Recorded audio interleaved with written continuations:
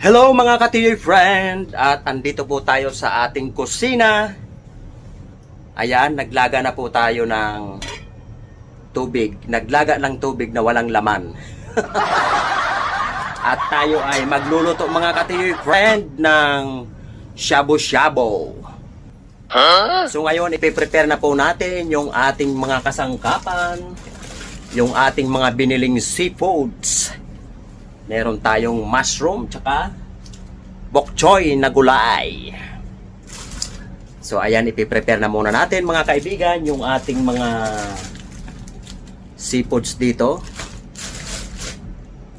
Samahan niyo ako mga ka-TJ friends sa aking pagluluto. Ayan, ito na po yung ating mix na ihahalo mga ka-TJ friend. Ayan, mix na seafoods. Merong hotdog. Yan, hindi ko pa alam kung ano ang laman nito. Yan.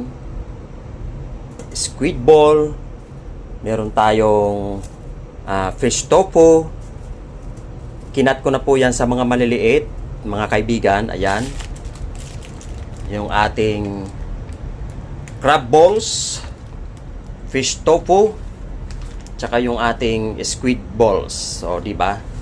Tsaka bumili rin tayo ng mix na nasa pack na pang shabu-shabu. Walang pangalan siya, basta mix lang siya mga kaibigan. Tapos ito yung ating ihahalo sa ating sabaw na pangpalasa. Little Sheep. So Chinese ba to or ano ba yan? Chinese ba yan? Or Korean? Or kayo nang bahala mga kaibigan, hindi ko po alam. Tapos ito yung ating paanghang. So habang nagpapakulo tayo, inaantay natin na kumulo yung ating pangsabaw.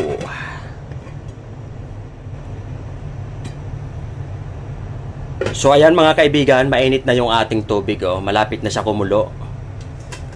Siguro ilalagay na natin yung ating mix na seafoods. Wow. Oh. Antayin lang natin na kumulo yan mga ka-TJ friend. Ayan, kumukulo na mga ka-TJ friend. Luto na yung ating mga seafoods. So ilalagay na natin yung ating pangpalasa. So hindi na tayo mamumroblema mga ka-TJ friend. Kasi ayan, meron na yan sibuyas, meron ng bawang, nakamix na siya mga katiyoy. So hindi na tayo mamumroblema sa ating pangpalasa. Lagay na po natin yan. So tansyahin lang natin mga kaibigan. Mamaya na natin ubusin. Titimplahan muna natin. Dagdagan lang natin kung medyo matabang pa yung lasa mga katiyoy. Tapos lalagyan na natin yan ng spicy. Ayan. Masarap kapag spicy, masarap yung ating paghihigop. Ano? So ayan, ito na yung ating pangpaanghang. Masarap kasi sa shabu-shabu mga ka-TJ friend. Kapag maanghang yung shabu-shabu, ayan, matutunaw na rin yan habang kumukulo yung ating niluluto.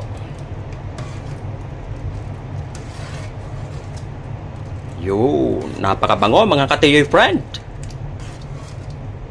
Linagyan din natin yan ng hipon, ayan, dahil meron tayong mga 10 piraso. Linagay ko na mga kaibigan. Kung meron kayong sariwang pusit, pwede rin. Sunod ay ilalagay na natin yung ating gulay. Ayan, ilagay natin yung mushroom.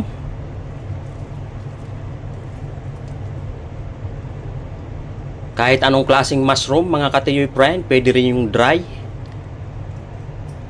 Tapos ilagay na rin natin yung ating bok choy. Maraming gulay, mas masarap.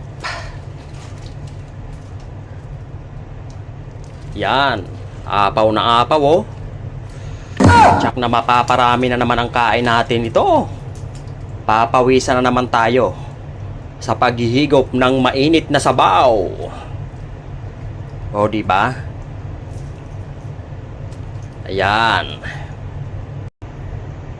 Ayun no, mga ka-TJ friend, oh. Wow! Yummy, yummy! Ayan, meron pa tayong ilalagayan. Peanut daw to, mga ka-TJ friend. Di ko alam kung paano to basahin eh. Korean ba to o Chinese? Kayo na ang bahala, mga ka-TJ friend, kung marunong kayo bumasa. Oh. Ilagay na natin yan para malasa. Yan ang laman niya, oh. Kunti na lang kasi tira lang to natin nung pagluto natin nung nakaraan. Kaya inubos na natin yan. Ayan. Luto na, mga kaibigan, ang ating shabu-shabu. Kain na po tayo, mga ka-TJ friend. Habang mainit pa ang ating sabaw, makakahigop tayo ng napakasarap at papawisan tayo ng maanghang-anghang na shabu-shabu.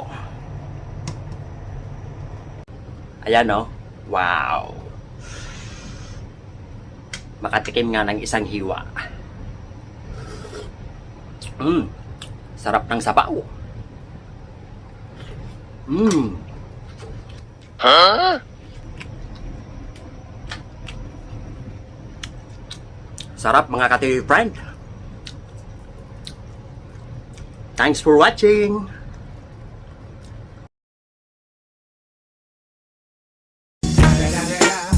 It's the motherfucking Eagle Double G. Snoop Dogg.